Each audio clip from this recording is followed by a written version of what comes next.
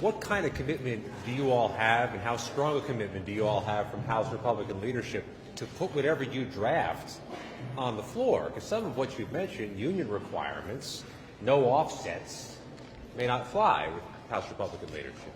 The legislation that we're going to be offering will be to do what has been done in previous disasters, to make it clear that it's 100% federal cost in regards to the monies that have already been allocated. We're not. This is a cost share issue that we are talking about, which has been used in previous disasters.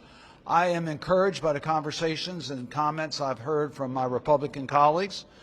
They have been very open to this legislation. Senator McConnell, the Republican leader, has been very kind in his comments. I've talked to Senator Capito, who's the ranking Republican on the authorizing committee. The bill will go to the Environment and Public Works Committee in the Senate. I've talked to Senator Carper about this. I've talked to staff on both sides. So I am optimistic we will get the traditional bipartisan support to move this legislation. Follow up to that with Congressman Harris for you as well. We know the House Freedom Caucus is making some demands for federal funding, waiving environmental regulations, waiving labor contracts. Do you plan to get this through if those demands stand? And Representative Harris, do you stand by that? You said this would be a bipartisan course. So let me make it clear, because there's a lot of other issues that may get engaged, as we do with any public contracts. That's not necessary for Congress to take legislative action.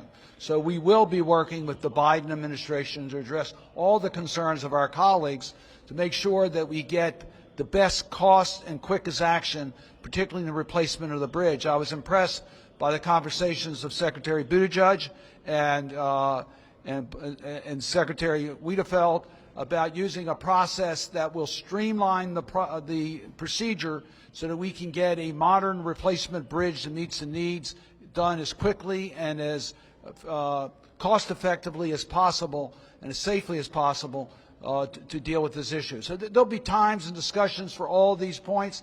The fundamental issue right now is passing legislation to clarify that this is 100% federal responsibility.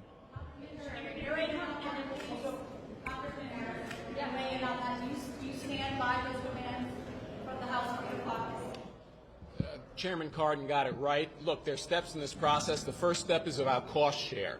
There is no debate about cost share. You know, in this tragedy, Maryland should not have to bear part of the cost. That's going to be the focus of, I believe, the first piece of legislation that comes through.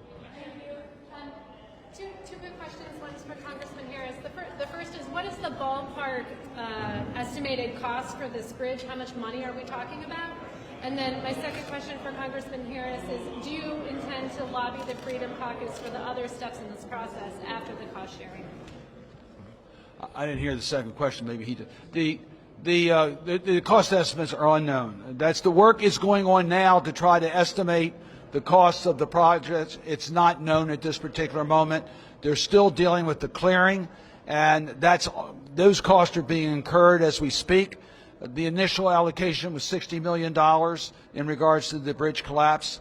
Those funds have already been encumbered, not all, but most have, but we do not know the total cost of a replacement bridge. Just to follow up, I mean, just on the cost, we've heard everything from $400 million to $2 billion. I mean, are we talking billions? If this is going to be federally funded? I don't think we know that. We had some discussions in our delegation meeting, and the experts don't know that. They don't know the range right now. It depends on the design of the bridge, the modern technologies to make sure it protects. There's been a 3,000% increase since 1975 when this bridge was constructed in regards to the amount of traffic cargo that goes through the channel itself. So it needs to meet the current needs in regards to structure, height, etc., and that's being evaluated as we speak. What the commitment is to make sure that the key bridge is replaced.